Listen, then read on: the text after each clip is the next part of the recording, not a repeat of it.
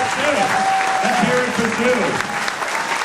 An outstanding chair. I'll tell you, the Democrats are alive and well here in California.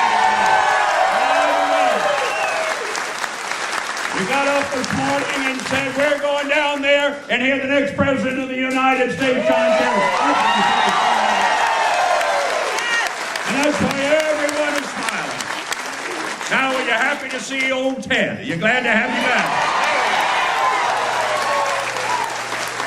Well, I'm glad to be back. I'm glad to be back.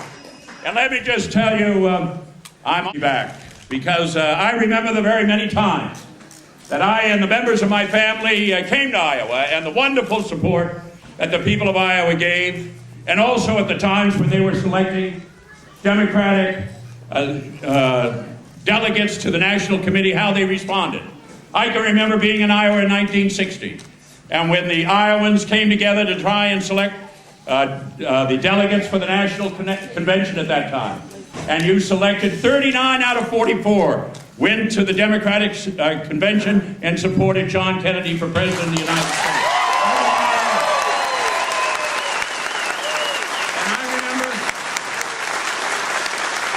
And I remember very well coming back here in 1968 and the extraordinary here in Davenport and the extraordinary reception that you gave my brother Bob and the wonderful, wonderful support that he had from Iowa delegates heading out to the convention.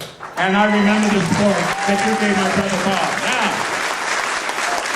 I also remember 1980, where the people here in Iowa said, Ted, stay in the United States Senate and fight for us. And I thank you so much for that.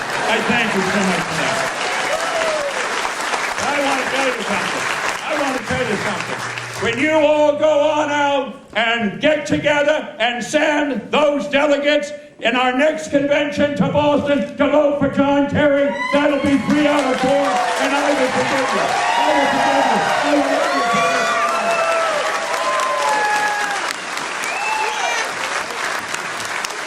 Now, John Kerry and I met in 1971. He had come back from Vietnam, and he was out bivouacking outside on the national grounds out there to reverse this country's policy in Southeast Asia. I can remember John and I met. One of us was tall, thin, and had dark hair. That was me. Why are you laughing like that? No, I don't remember John. What did he look like then? In a serious way, our friendship. And it's been a strong friendship. And my respect for him began in those hours where he was there with the young veterans that had served our country.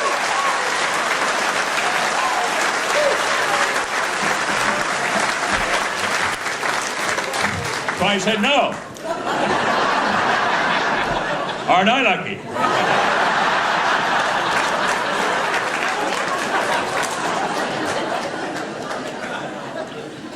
I will just be brief, but I want to tell you something that I feel is enormously important and what really distinguishes this extraordinary character, the character of this extraordinary man from others in this race. I have read the books of David McCullough when he wrote about Truman. We wrote about Adams. And as John knows very well, he lives in Massachusetts, and he's a friend of both of ours. And I asked Dave McCullough, what were the things that really marked these extraordinary Americans that are respected across the whole lifeline? And he said, the things that really marked are what these individuals were proudest of, what they cared about deeply, what they fought for over their lives. Did they have consistency, perseverance, determination, and tenacity?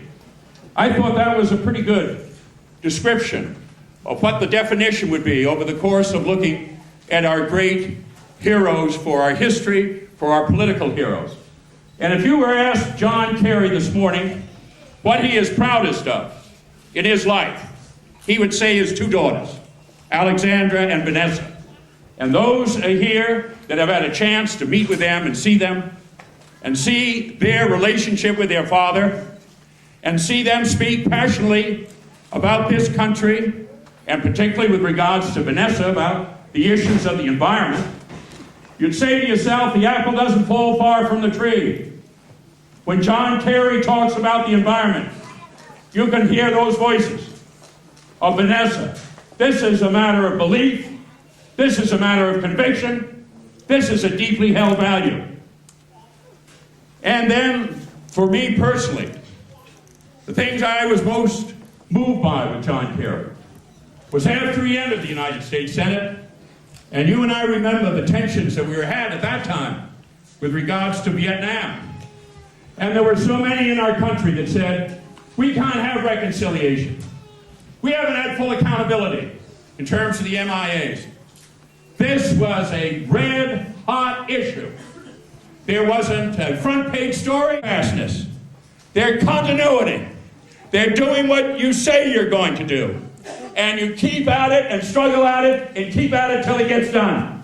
And I want to tell you, those are the qualities that I want in my Democratic nominee, and I know that I've got it.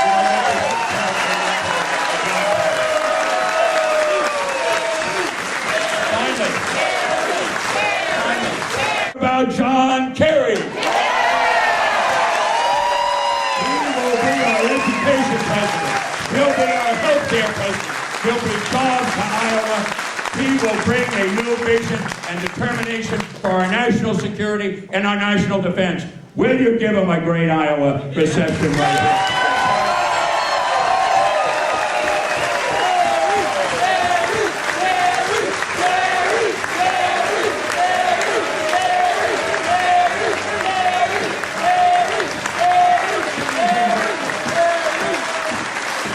Well, ladies and gentlemen, can you possibly get a better introduction than John Kerry just had in this stand?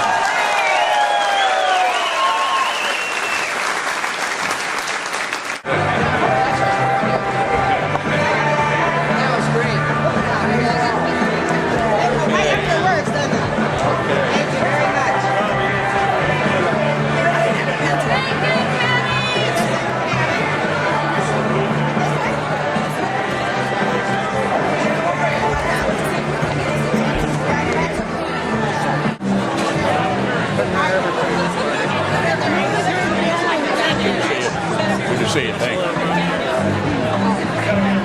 Just like my dad told me.